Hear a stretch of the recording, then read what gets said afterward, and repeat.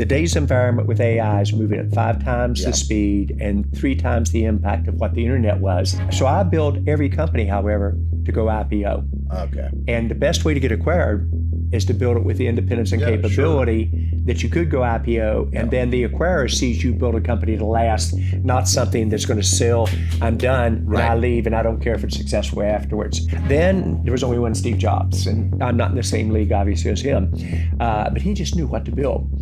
I know to go listen to customers and tell them, here's what I'm thinking about, or here's what I'm thinking to acquire, or here's what I'm thinking of investing, and they will tell me. Hi, everyone. This is the TechSurge Deep Tech Podcast presented by Celesta Capital. Each episode, we spotlight issues and voices at the intersection of emerging technologies, company building, and venture investment. I am Sriram Viswanathan, founding managing partner at Celesta Capital. If you enjoy TechSurge, now is a perfect time to hit the like and subscribe button. And while you're at it, you can leave us a review on your favorite podcast platform.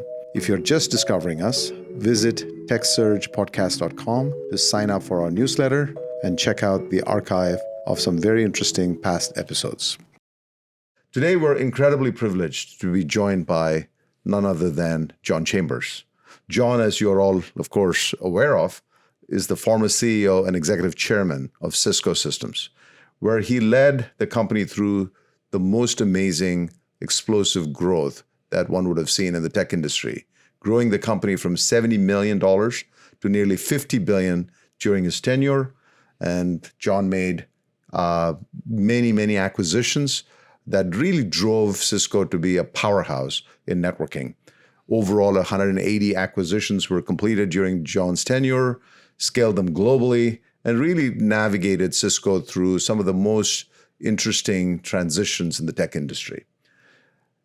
Today, John spends a lot of his time in his family office and a firm that he started called JC2 Ventures, investing in some of the most promising next generation technology companies and helping entrepreneurs scale great businesses.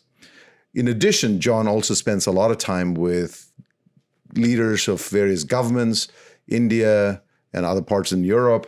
And John has been really a powerhouse as a thought leader on where the technology world is going. So John, it's a great pleasure to have you at this podcast, and I'm excited about this conversation. Well, your introduction was so nice. I'll try not to disappoint, and I need to keep a recording of that and share it with my wife. But it'll be fun today. And if the audience agrees with everything we've said, we will fail. We want to challenge you all, make you a little bit uncomfortable, maybe even let you sweat a little bit about the excitement and the challenges going on in this environment. That's a great place to start. Okay. Because I think, you have such a rich background of seeing not just the technology transitions, but really being a driver of those transitions. And now you've taken on a different role. So we're going to start at the end, which is your current role, just mentoring and advising and inspiring entrepreneurs to build some great companies in JC2. So talk to us about JC2. What was the initial thesis and what were you trying to accomplish through JC2? Well, I knew when it was the right time for me to leave Cisco. And every 5 years at Cisco, I'd sign up for 5 more. And then one year when the board asked me, I said, I'm signing up for 2 to 4 more years. And they knew what that meant. And I was ready for my next chapter. All of us, when we make transitions, we don't know for sure what's going to really excite us or not. And I had acquired 180 companies, you said, but also great internal development. And then we built machines.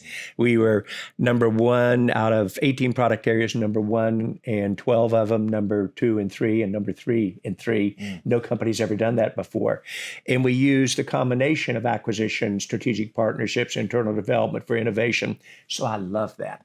And it wasn't an issue about doing good acquisitions and then say, we're done, I'll go report into the organization. We took those acquisitions and would scale them. From our first one, Crescendo, at $13 million run rate, and I paid $92 million for it. And the market thought I'd lost it because that in 1993, most M&A failed in high tech. But that was a $13 billion division for me when I left. We had others like Meraki that we paid an unreasonable price for it, people thought, and only had a $100 million run rate. 18 months later, it was $1.5 billion run rate. could have paid whatever you want for it. But we got them in and then we grew them. And 40% of my leaders came through my acquisitions. So I developed people, and that's what I love doing. And and by the time you've been around it a lot, going through another board meeting isn't particularly exciting. But helping companies grow and scale, even when there are problems, is what got me into JC2. And the two is my son. I have partners in Shannon Pena, who's been with me for 19 years, Yvette Knuth, who ran a $13 billion division for me in service providers and cable. And then my son, JC, he's the two. He's John Chambers also, who came out of Best Buy, Walmart.com, House, etc., in the startup world. So blessed with a very small organization, but a supporting cast of a couple of thousand that works together. And I took the same philosophy. Number one or number two, or don't compete. The earlier you bet, as you do very well, and I know you've got over 100 investments, and I'm honored to be working together on some of them. We could always do more together. Of course, but the idea of what does it take for this to be the best in the industry category, and don't invest unless they have the chance to get there. And then I developed that playbook, if you will, for what is my thesis when I do invest. It's very simple. Is there a business market transition going on enabled by new technology? In the old terms, Amazon enabled by the internet.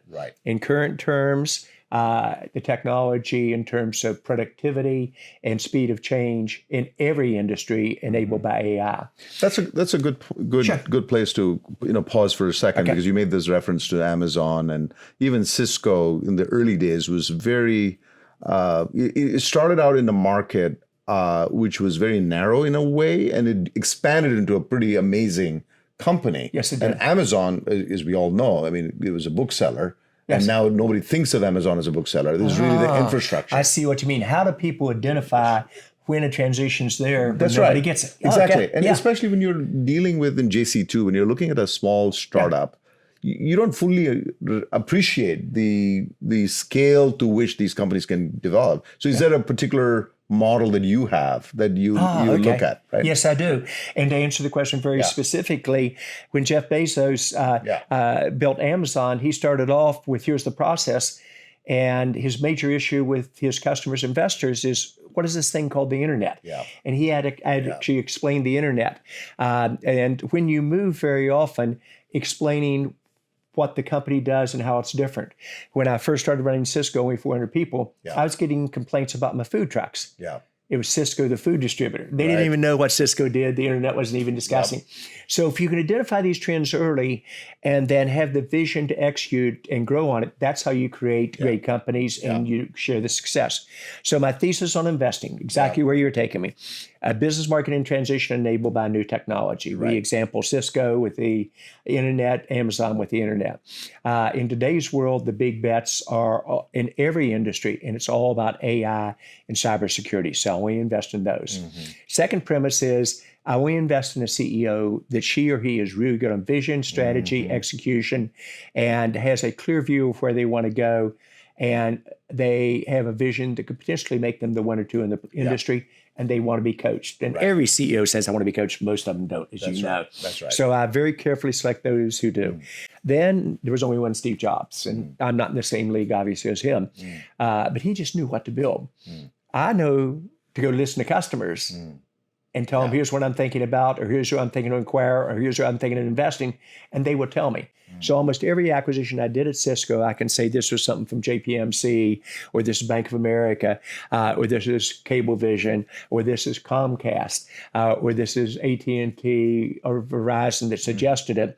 And so I go to customers and say, you've got this company installed.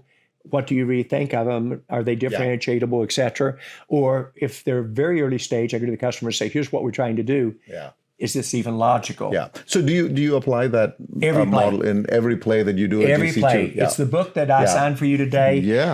I'm dyslexic, so every book, connecting the dots. I have every chapter is summarized how a dyslexic thinks. Here's the material, and I tell you what to think at the end. So I used to think playbooks were bureaucracy and would slow you down. Using acquisitions, I could acquire a company I didn't know the name of on a Thursday night when I get the call from the CEO of NASDAQ and said, John, you're an idiot. And I said, I know, Bob, what did I do now? Yeah. And he said, there's a company going down. It's common knowledge. Your competitors are all over it and they're about to be bought and it's perfect for you. And I said, okay, who? And I had no idea who they were. So I was embarrassed a little bit. But you jumped on it. I did. Yeah. I said, give me the guy's name. I respected him. My business development lead, after I talked to the CEO, was over at 8 o'clock in the morning to meet with the CEO. He called me in an hour. And by noon, I had an agreement for a $3 billion acquisition. Yeah. And we had it through both boards of directors in 2 days through the weekend, announced Monday morning. That is process. Yeah. And I used to consider it bureaucracy, but if innovation combined with a replicable pattern, that's when you move with tremendous speed. Well, this is important because I think, as you are well aware, you and I got to know each other during the time when I was at Intel and I was doing a lot of stuff at Intel Capital and I worked with your team. Yes. Arguably, Cisco did an amazing number of acquisitions, and you could sort of grade them all pretty high in terms of the effectiveness with which you were able to sort of integrate them into Cisco and grow. Right? Yeah. You grew the pie fantastically. Yes. Not everybody was successful in that, right? Not everybody, as in other companies like maybe HP or Intel or others. Yes. Why do you think that is?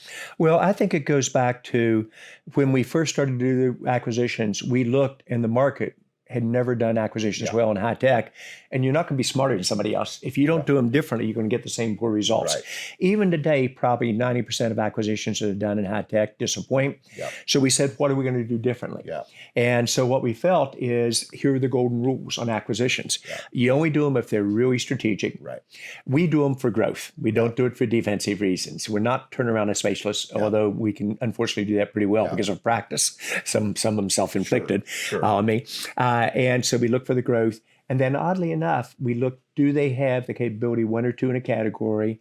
And are the founders, especially the CEO, are they of the same culture and values that we are at Cisco and That's I a big was? deal. Yeah. And we walked if they were not. That's right. We knew it would be hard. We developed a team that we pulled, not a whole acquisition team, but teams that would come from each functional group in Cisco and then go out. And then we even had the routine of how do you announce it? What are the press? Bring in prior players from the acquisitions we'd acquired. Here's what it's going to be like going through it. And then we had the track record. And then we had 40% of my execs were from acquisitions. Right. And our attrition rate was 4% on acquired companies. Post-acquisition. Post-acquisition, unheard of. And the company's acquisition was 5%, and the Valley, of course, it's 15 to 20% voluntary attrition. Yeah, this is an important point to actually sort of double click on because large companies in general, either they grow organically or they are very swift in sort of doing inorganic stuff. Yes. What do you think the startups that you're investing in today and advising, are you building them for an IPO? Or are you really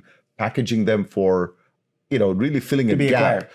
Filling a gap in some of these large companies because you have this unique, position in the industry. I mean, a lot of us as VCs. I had a lot of practice. Well, not to mention you actually had the ability to identify areas where you would be able to accelerate much faster than your peer group through acquisitions. And I could blow it through my channels. You did an amazing job of that. Thank you. So when you're building these small companies, do you keep that as your main sort of North Star as you're building these companies? Or are you trying to build them into organically grow? Well, first, just in complete transparency, you and I both know the vast majority of acquisitions that have a good vast majority of startups that have a good exit will be acquired. And I think the numbers are like 80%, 20%. Especially in the current environment. It might be 90% and 10 because there's only been a few good IPOs. I was honored to be with Bipple and Rubrik, which has had a tremendous run on it overall. So I build every company, however, to go IPO. Okay. And the best way to get acquired is to build it with the independence and capability that you could go IPO, and then the acquirer sees you build a company to last, not something that's going to sell, I'm done, and I leave, and I don't care if it's successful afterwards. Right. So it's the combination that I use. So let's also talk about management because you're very, and I've seen you firsthand with, we're in companies together, and I've seen you work very diligently, regardless of the position that you have in those companies relative to the investment dollar that goes into those companies from you. You have this incredible capacity to engage with the CEO and provide the advice and mentorship But do you do that across the board with all of your companies? Do you choose a few where there's some problem areas where you identify they will benefit from your involvement? What is the filter? And how do you decide? Because, we all have, limited time, and I'm sure there's lots of demands on your time. How do you engage? Well, part of it's the selection process. If I don't think I would enjoy coaching the CEO, I don't invest. And if they don't listen, also, you probably stop it, right? I stop. Right. On it. But I think it goes back to, in the way that you presented it, my job is really to help grow and scale the company and make the CEO successful. So the one we share, most recently Parkour, Mahesh, my job is for Mahesh to be very successful. Sure. And I enjoy coaching him. He wants to be coached. And so the ability to talk about culture, and many people get the strategy and vision and the technologists, people don't understand culture is a key variable.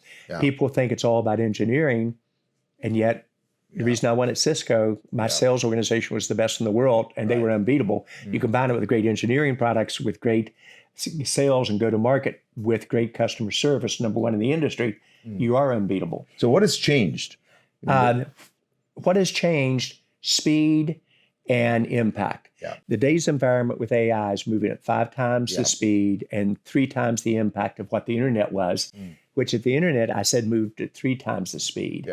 The 2 biggest waves in technology was the internet. And when I said it's going to change the way the world works, lives, learns, and plays, and we're going to build an architecture to go after it, people said, what is architecture? Right. And you move around zeros and ones. Why is it going to change my life? Yet we'd all see it occur.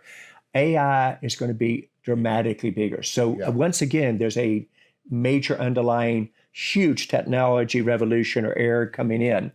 What's different? Speed and impact. What's different? It will be about survival. What's similar? The companies who really didn't adjust to the internet didn't really prosper after that. Probably 40% of the Fortune 500 disappeared in the next decade. It's probably going to be 60% plus, according to players like McKinsey this time. When it hit, and I thought this was going to be a very good era, and I'm pretty good at my projections. But when the first day when the tariffs were announced, and I watched the stock market, I knew there was a very good probability we're going to go into recession. And so that night and all day to the next day, I went to every CEO, outlined how do you manage through this transition? Don't overreact or underreact, but it's probably going to be a huge transition. And we built it into the system, and we built our playbook for not only how do you manage expenses, but also how do you put more opportunities into your pipeline, because sales cycles are going to stretch out. There are going to be customers who freeze on it. So if you ever get more in the pipeline, you're not even going to hit the numbers you were already involved for. And so I start with the CEO. We go through it. We agree upon it. I meet with the CROs, and I do that. I've met with 2 of them already today, talking about how you're going to increase your pipeline by 25%. And they first look at you like, John, if I could have done that, I would have already done it. That's right. Then I say, you're going to have to think differently. What are the verticals that are going to be most receptive to this? What are the customer needs? They're going to exist stronger with our customers because of what just occurred within it. And what new markets might open up for you? What strategic partnerships could you work with a Zoom, for example, or with a major technology partner like Google, or with a key country like Saudi Arabia, or with the U.S.-India relationship? And we walk through this. Then I agreed that I'd meet with their management teams, and then with each of the company all-hands meetings, and you outline that playbook that we have there, the 5 to 7 things you do during crisis. Plan 1 is your most likely scenario, which I think, unfortunately, is going to be tough. Plan 2 is your pessimistic one, which means it could be very tough and last longer, we think. Plan 3, it will be a short-term phenomena. The tariffs will have the effects that the administration hopes that they will, and you'll come back even stronger. Because I think some would argue that all the things that Washington is doing and Trump is doing right now is really targeted towards China, and everything else that he's doing across, whether it's Canada or Mexico or anybody else, is just a means to get the main thing, the main prize, which is solving the Chinese problem. Would you agree with that statement, or do you think it's much broader than that? I think it's much broader on it. And I'm not going to comment one way or the other. I've learned a long time ago, in politics, you praise in public. And if you have something that's critical, you do that in private. And I'm honored to be, as you alluded to earlier, with Prime Minister Modi. He calls me his global ambassador for it. And so I get very close to government leaders and business leaders. I think there was an underlying trend that the trade with the U.S. had not been treated fairly, whether it's Europe, where a Harley-Davidson bike costs $77,000 there and it costs $38,000 here. Yeah. You have to keep a level playing field. And it's the U.S.'s problem that we didn't encourage that to occur earlier.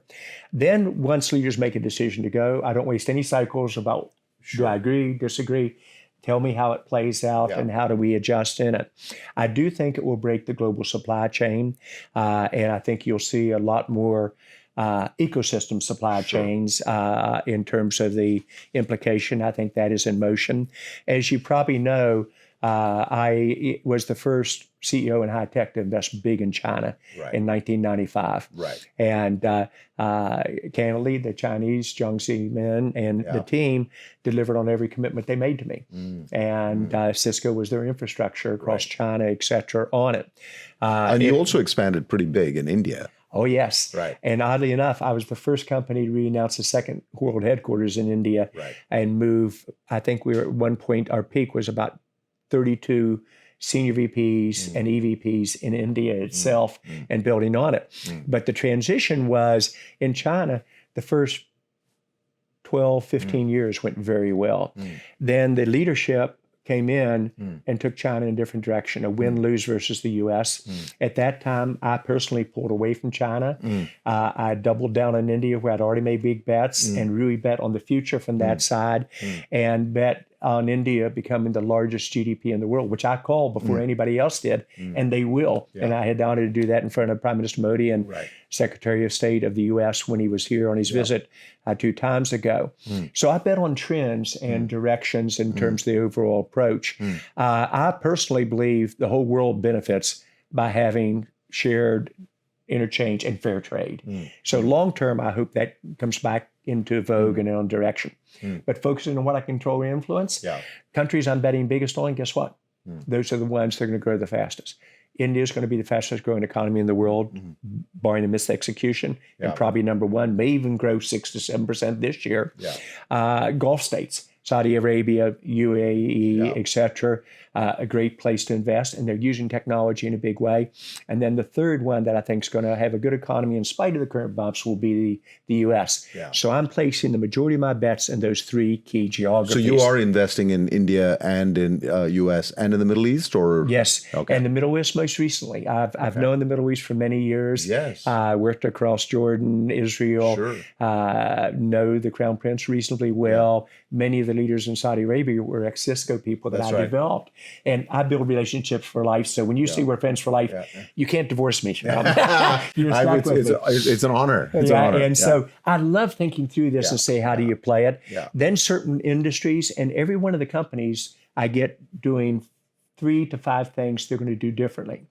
So a company like Now that is changing the next generation of the internet, they are building out huge in Saudi Arabia. They're moving their capability that's network as a service on an AI base that is insanely secure and it's autonomous. It requires no people, i.e. no operating expenses. That used to be 50% of the cost of a network. What Pankaj is doing, he's focused on the geographies we said, but especially in the Gulf. Is it also your objective as you invest in companies in the U.S. Or in the Middle East and India, is it your objective to try and find opportunities for them in other geographies? And if so, how are you going about it? Because I know that in India, you have this U.S.-India Strategic Partnership Forum that you're a very active participant Chairman of that. For 8 years. So what is the objective of that forum, and how does that actually translate to some of these companies actually getting into those programs? Great, I got it. So I bet on trends, and I'm pretty good on pattern recognition. I'm dyslexic, so I have to go Sriram. I have to go A, B, Z. I can't go A, B, C. If I read something very long, notes or something, I'll get lost. So I've learned how to recognize patterns and then interpret it, take a weakness, and dyslexia is a weakness, make it a strength on being able to do it. So when I see a trend, I jump on it. Trend on China, bet on it before others did. Trend on the internet, jumped on it before others did. AI, which people could not spell 9 years ago, I had 6 native AI companies before people even spell it. When I saw things between China and the U.S. start to pull apart, I doubled down on India. And with my startups, I encouraged them all not even to go into China. I didn't feel there'd be a level playing field. It was a win-lose mentality by the Chinese leadership. Hopefully that will change over time. So the key takeaway here is identify those patterns, move with the speed on it. And with the U.S.-India Strategic Partnership Forum, we felt we could change the economies of both countries, the lives of citizens in both countries, the environment, the startup mentality. So it wasn't about trade organizations working together. It was changing the world with two countries working together. India has, as you know, 1.2 million engineers graduate per year. U.S. has 60,000. It was a natural alignment, win-win, not a labor arbitrage, but the creativity is now coming from India as much as it is the U.S. 17% of the IPOs last year were out of India, fastest growing area on it. But together we could change everything. And what got announced with President Biden and Prime Minister Modi in the visit of a strategic partnership, we outlined that 7 years before with, interestingly enough, Prime Minister Modi. And I felt at that time he would be a great leader for India, but I also said he's going to be on a global stage far beyond what people realize and lead India to the benefit of its citizens, where they'll have the highest standard of living increase and candidly the fastest growing GDP.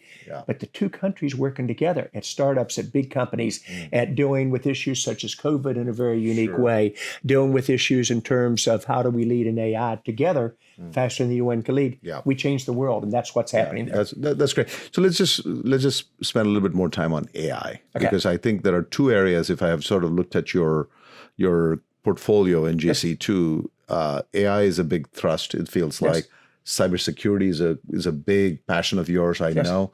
So let's just start with cybersecurity first. What do you think the state of the play is today in cybersecurity? What are some of the challenges that large industries and countries are facing in cybersecurity? And what are some of the innovative solutions coming about it? So when you look at transitions occurring, the bad guys go wherever the money is. And so if the transitions are to networks and then networks with AI, that's where the bad guys, rogue nation states, organized crime, individuals will go and focus. And so as AI allows you to move with tremendous speed, it also allows the bad guys to move with tremendous speed and to misuse systems. Because access is universal. Everybody has access to the same tools, same technologies, and all of that, right? Yes. And instead of developing a product, as you and my startups used to do in 2 years, our good startups develop it in a weekend or a month. And instead of taking 2 years to develop and a year to get 5 to 7 references, they get 5 to 7 references in their first quarter out of the box. And instead of taking 5 years to get to a 5 million run rate, we hit it in 18 months. Speed of change in terms of the direction matters in a very, very big way. So it's that mentality and that speed that really is different this time through. And I look for my startups and help them navigate through that. Now, are there going to be train wrecks? At first, I did all my investments were AI early and cybersecurity is separate. Now I have 9 cybersecurity companies, all of whom use AI extensively. And all my companies, not just the 6 who were AI originally, everyone has converted to an AI foundation, not for just developing the products, but on sales productivity, et cetera, with the goal of growing productivity 7 to 10% per year ongoing, not just in R&D. So then they come together. And the best case that would bring it together would be maybe 2 that I can give you. You're familiar with the deep fakes going on, first in voice, the Biden issues, the Trump issues, et cetera, and now in voice video. A company called Pindrop, I saw what was going, and VJ, who heads it up, is a brilliant young man. He moved into deep fakes in 3 months, and he is the world leader by far. It doesn't matter which broadcast, the Wall Street Journal, CNN, on it, Fox, BBC, et cetera, use them as the gold standard.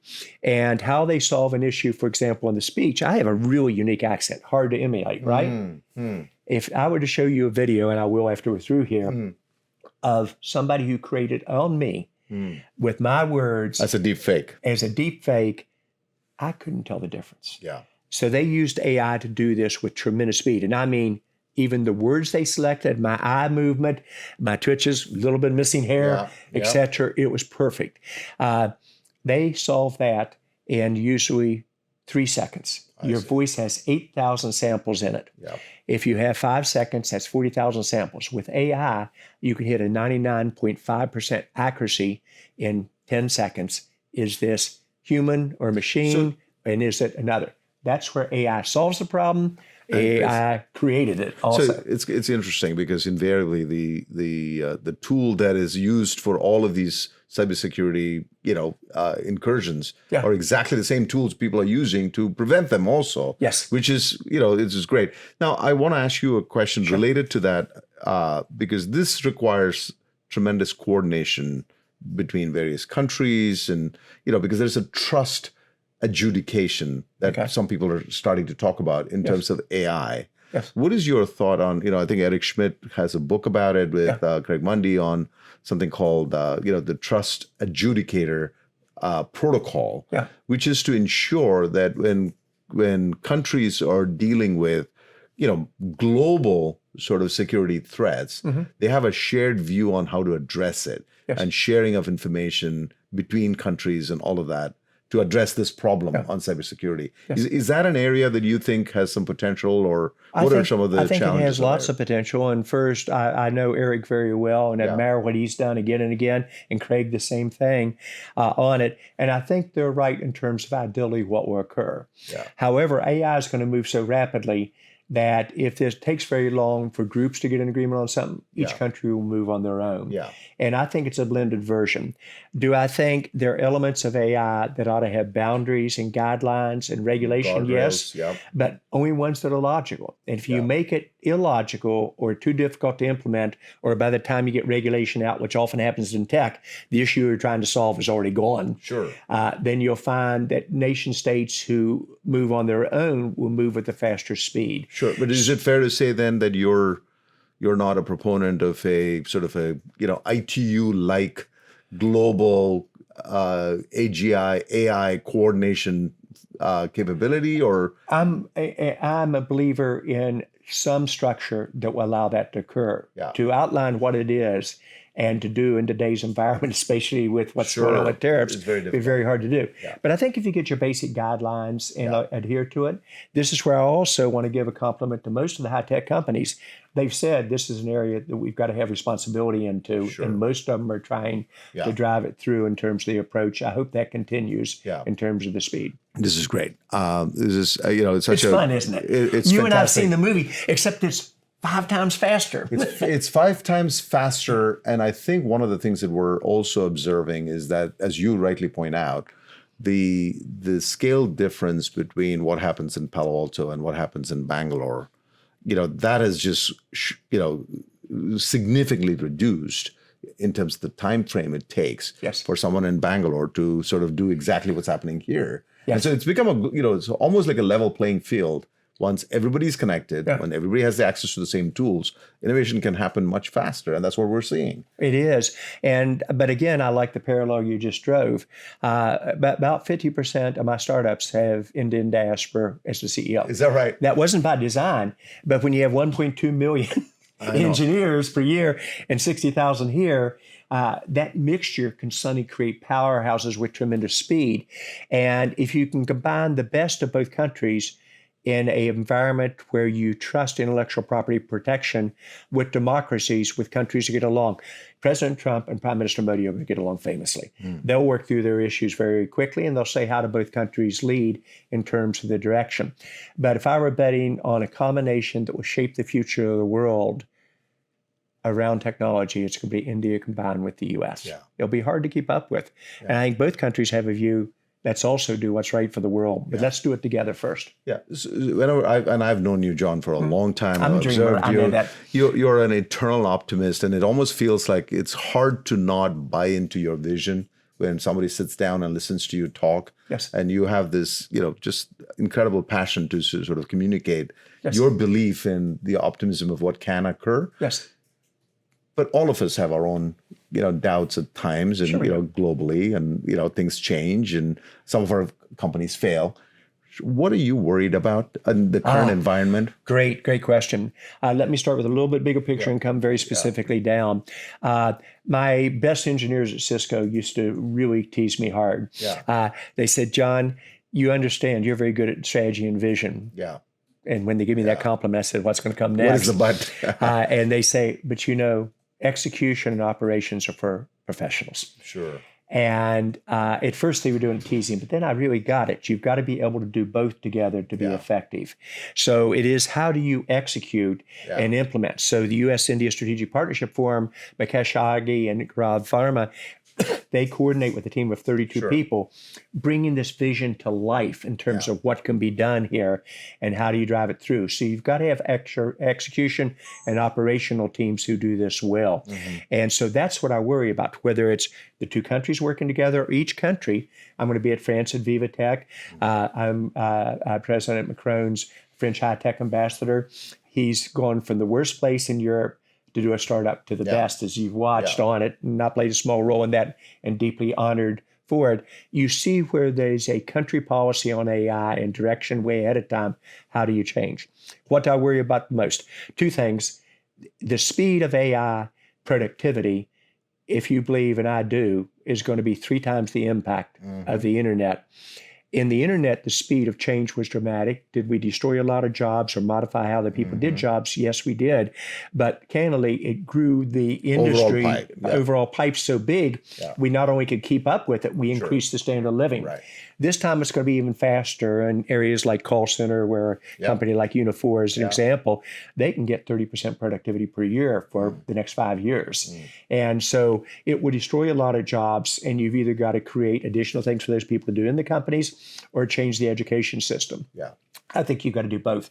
So what I worry is, will we retrain those of us in the industry to how to use AI in your new roles, and will we be able to really drive through the changes in a way that absorbs the jobs that displacement will occur on?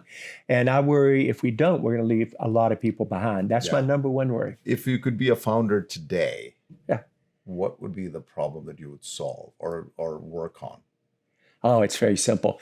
I think by using AI with an integral part of security, so this is in essence what I'm doing, embedded into it, you can change the lives of so many people in every industry. So different than the internet or other technology transitions, every industry moves at the same time.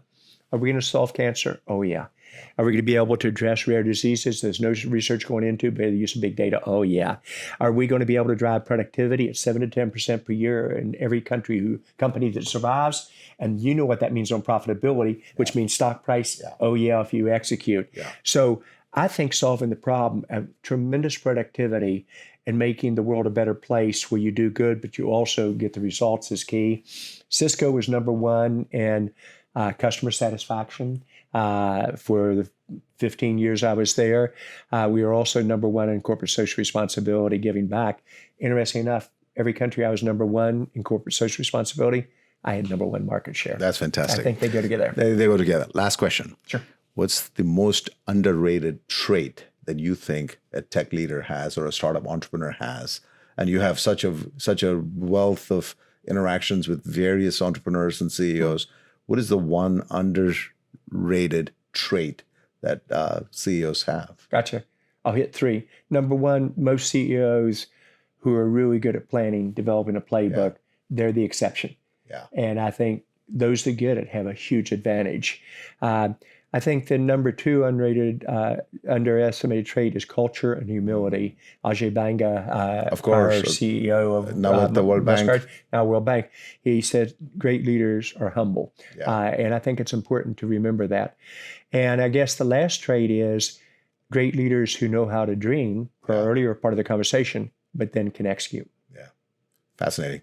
John, you're just a wealth of expertise and knowledge and advice many of us can take on. And a lot of the startup CEOs and entrepreneurs that you're investing in and advising, they are really super lucky to have you in their midst. So well, tell them that, and we need to do more deals together. That's absolutely for sure. So John, thank you so much for being on this podcast. I truly enjoyed it. And I call you one of my dear friends, and I hope we'll do more stuff together. We will. Friends for life. You can't divorce me. Thank you, John. Thank you very much. Let me know what your audience thinks. Thank you.